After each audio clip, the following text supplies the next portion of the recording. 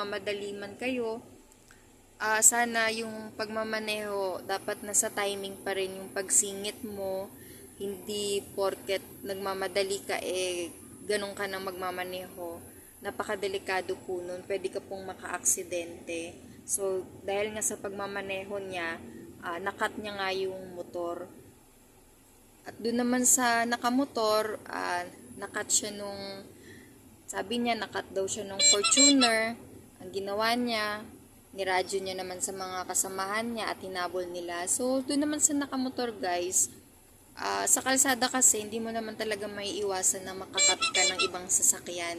Sinasadya man nila o minsan hindi nila sinasadya, hindi nila napapansin na nakat na pala nila yung ibang sasakyan. So, dun sa nakamotor, kung nakat man sila ng Fortuner, hindi naman siya nabangga, hindi naman siya napano, nasaktan, hindi rin naman.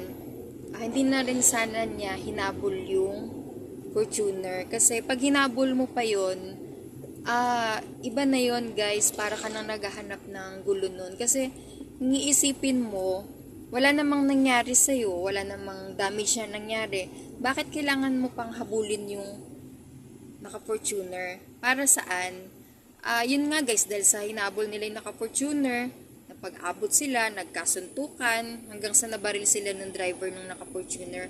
Pero kung sana pinairal na lang nung nakamotor yung defensive driving at yung mahabang pasensya at disiplina sa pagmamaneho, sana naisip niya na nakat siya nung Fortuner pero wala namang nangyari sa kanya. So sana pinabayaan niya na lang at hindi niya na hinabol. Kasi guys, kami dito sa trabaho namin araw-araw, halos meron din namang nang kakat sa amin. Yung iba sinasadya, yung iba hindi sinasadya. Pero kalmado pa rin yung pagmamaneho namin. Hindi namin hinahabol yung sasakyan na nakakat sa amin. Kasi hanggat wala namang damage sa sasakyan, pabayaan mo na lang. 'Di ba? Defensive driving ka na lang palagi. At talagang pag nandito ka sa kalsada, dapat talaga napakahaba ng pasensya mo at dapat talaga may disiplina ka sa pagdadrive para nang sa ganun, iwas aberya, iwas aksidente,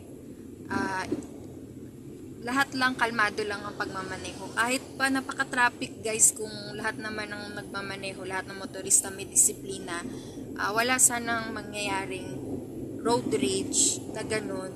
At may iwasan sana yung mga ganung insidente na meron pang nagbuwis ng buhay. So wag sana natin sayangin guys yung buhay natin dahil lang sa init ng ulo natin na nadadala natin sa kalsada o